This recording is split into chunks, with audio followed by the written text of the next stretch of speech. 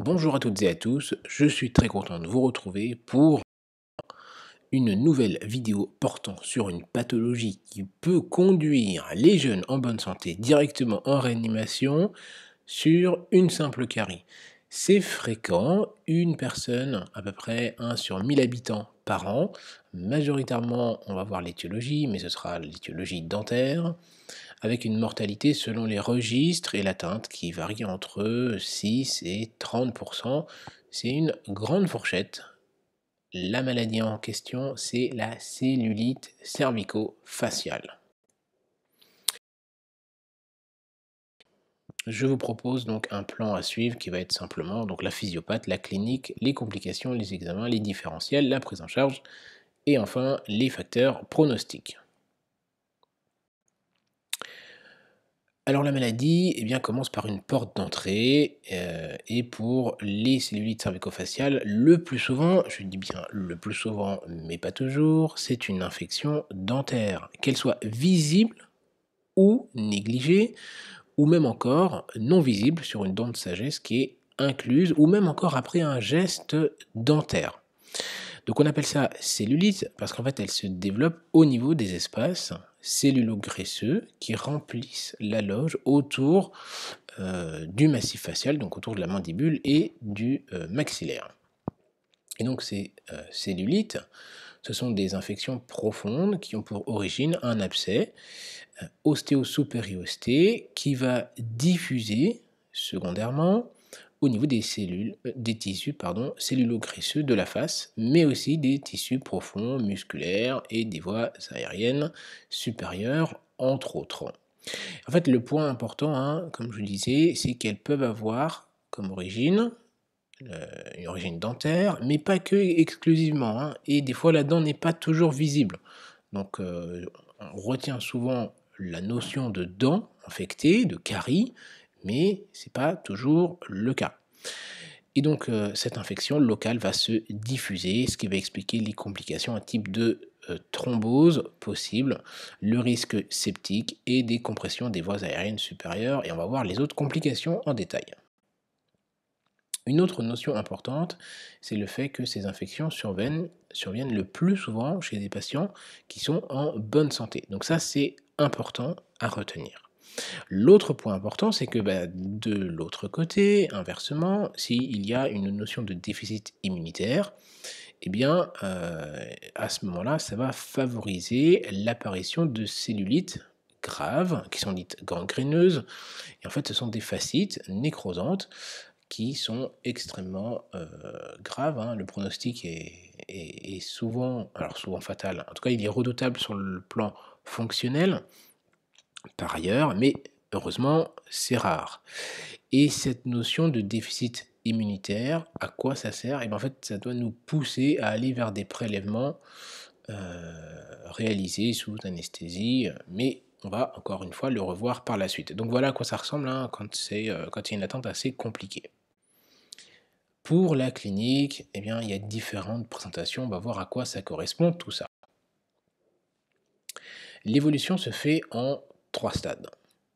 Tout d'abord, le stade séreux, avec la fameuse clinique, la triade plus 1, c'est comme moyen mnémotechnique le carreau, donc avec une faute d'orthographe bien sûr.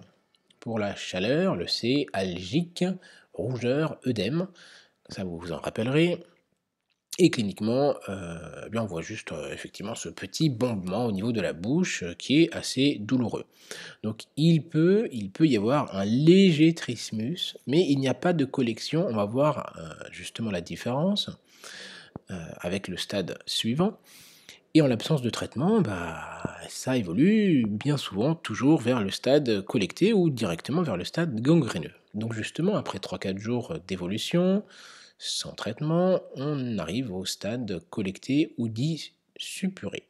Et donc à ce moment-là, la douleur devient permanente et pulsatile, même insomniante, et on retrouve souvent un trismus avec parfois du pus visible. Et la notion importante, c'est que la fièvre est inconstante. Donc c'est pas parce qu'il n'y a pas de fièvre qu'il n'y a pas de collection. surtout ça qui est important à retenir. Alors un petit point, un petit détail sur le trismus, heu, il est franc, hein, parfois, c'est juste quelques millimètres d'ouverture de bouche, d'autant plus que la dent atteinte est postérieure. L'évolution, bah, ça se fait par la fistulisation spontanée, ça s'évacue tout seul, hein, ou alors ça se complique de plus en plus.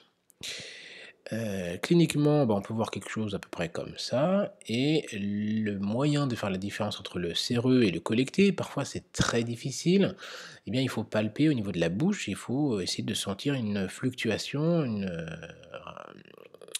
comme un ballon dans lequel il y a de l'eau et on peut essayer de sentir ce mouvement d'eau. Donc s'il y a pas de fluctuation et si on ne sent pas de collection, c'est séreux et si on sent, bah, au contraire une fluctuation, un mouvement ou une sorte de collection, bah, évidemment c'est collecté. Et enfin, le dernier stade, eh bien, c'est le stade diffus ou gangréneux. Et là, il y a des signes généraux vraiment marqués, hein. Donc, il y a une forte fièvre, on peut aller jusqu'au choc septique, et enfin, il risque d'y avoir une extension très rapide, et on peut, selon le type de bactérie, sentir des crépitants à la palpation, donc comme cet aspect un peu neigeux. Et à ce moment-là, eh bien, il va falloir mettre en place une prise en charge très particulière avec réanimation, chirurgie, etc., etc. Et là, rapidement, ça va évoluer vers le décès, malheureusement. La photo que vous voyez, donc pour le dernier, hein, cette rougeur, c'est aussi une particularité, une des complications, on va le voir, c'est la médiastinite quand ça évolue très rapidement en distalité. Alors pour les complications, je les ai séparées en atteinte supérieure et inférieure au niveau des arcades. Donc pour l'arcade supérieure, Heu, comment ça se passe? Eh bien, pour la carde supérieure, eh bien, il va y avoir une diffusion, classique vers le massif facial et la région ptérygo-maxillaire, puis au niveau de la fosse, heu, sous-temporale. Eh bien, comment ça se passe? Eh bien, la bactérie, elle va migrer et tac, on va avoir l'une des complications, redoutées, ce qui s'appelle la thrombophlébite. Alors thrombophlébite, qu'elle soit au niveau de la veine faciale, mais elle peut aussi donner lieu à une thrombose, plus redoutable, qui est la thrombose du sinus caverneux. Donc là, vous voyez en image une thrombose de la veine faciale avec les petites flèches au niveau du cordon qui est palpable et cette rougeur qui ressemble un peu à un tableau d'érysipèle de la face. Heu, Cliniquement, il faut absolument rechercher ces signes-là. Et donc un petit point sur la thrombophlébite redoutée du sinus caverneux. Vous voyez en image ici, c'est un enfant, hein, qui a fait une, thrombophlébite du sinus caverneux avec des signes cliniques qui associent un syndrome de la fente sphénoïdale, qui associe donc une atteinte des nerfs oculomoteurs, 3, 4 et 6, et une atteinte du 5-1. Il y a aussi une exophthalmie majeure, vous voyez sur l'image avec l'œil à gauche, et une atteinte méningée. Donc il peut y avoir un syndrome méningé, hein, plus ou moins franc, et un syndrome septique majeur qu'il faudra rechercher et traiter activement. Une fois qu'on a fait l'arcade supérieure, passons à l'arcade inférieure. Et bien à ce moment-là, le point de départ en général est mandibulaire et ça va diffuser vers les voies aéro-digestives supérieures, et j'insiste sur le aéro parce que c'est ce qui va être plus problématique, et donc ça va avoir une compression en profondeur et ça peut même aller, là le risque ultime entre guillemets, ça va être l'atteinte vers le médiastin, vers le bas. Et donc, cette complication, je vous l'ai dit, c'est la compression des voies aériennes supérieures. La médiastinite, on va le voir juste après. Alors cliniquement, ça ressemble à un truc qui est bien œdémacié, bien gonflé au niveau de la mandibule. Il faut absolument rechercher les signes de complication qui sont un- au niveau du plan, enfin une atteinte du plancher de la bouche, une ascension de la langue, donc ça va pousser vers le haut, un trismus très serré puisque ça va diminuer l'ouverture de bouche, donc l'accès de l'oxygénation par la ventilation des voies aériennes supérieures, une dysphagie totale. Alors, c'est un peu biaisé, mais surtout la problématique respiratoire, hein, et donc une orthopnée. Donc ne jamais coucher une personne, bien sûr, qui à une atteinte de la mandibule, comme ça, avec une compression des voies aériennes supérieures. À noter, très très très très important aussi, que la saturation reste normale jusqu'au bout. Donc on ne surveille pas le patient avec la saturation. C'est autrement, c'est pas avec l'oxymètre en tout cas qu'on va surveiller notre patient. Et donc l'atteinte médiastinale, en fait ça se comprend, hein, parce que, il y a une continuité anatomique tout simplement des loges cellulo-graisseuses, cervico-faciales et par la suite médiastinales. Et donc le plus souvent, c'est, cliniquement avec une suspicion, un érythème comme ça qui descend, donc il faut regarder le col, le décolleté, c'est très important. Et bien l'extension est, rapide, très rapide, et les signes généraux sont en général très marqués, avec par la suite une défaillance cardiaque qui sont en lien avec une médiastinite. Et donc par la suite, il y a une défaillance cardiaque, soit par compression, par syndrome septique, trouble du rythme, etc. Et donc malheureusement, le pronostic est souvent fatal. Donc il faut une prise en charge très lourde. Voilà pour les complications. Et donc maintenant, les examens complémentaires, qu'est-ce qu'il faut réaliser? Heu, je commence par directement le plus, notable, on va dire, et le point le plus important, c'est le scanner. Alors quand faire le scanner? Eh bien, il faut faire le scanner, non pas quand il y a un stade séreux, c'est pas indiqué en tout cas, mais surtout, à partir du stade collecté et a fortiori par la suite. Donc au stade collecté, hein, ça permet de visualiser la taille de la collection, l'impact des voies aériennes et sauf en cas d'atteinte, particulière, heu, normalement, les équipes vraiment spécialisées sont en mesure de faire la différence, même cliniquement, entre le stade séreux et collecté. Donc, au stade collecté, oui, on le fait, c'est sûr, il faut avoir la taille et si ça comprime, et au stade séreux, c'est pas forcément toujours nécessaire.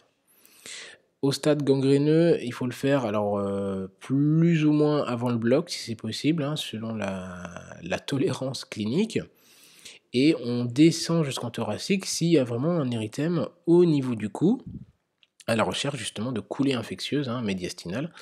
Et dernier point encore, j'insiste, hein, sur l'atteinte gangréneuse, ça ne doit surtout pas ralentir la prise en charge, du patient.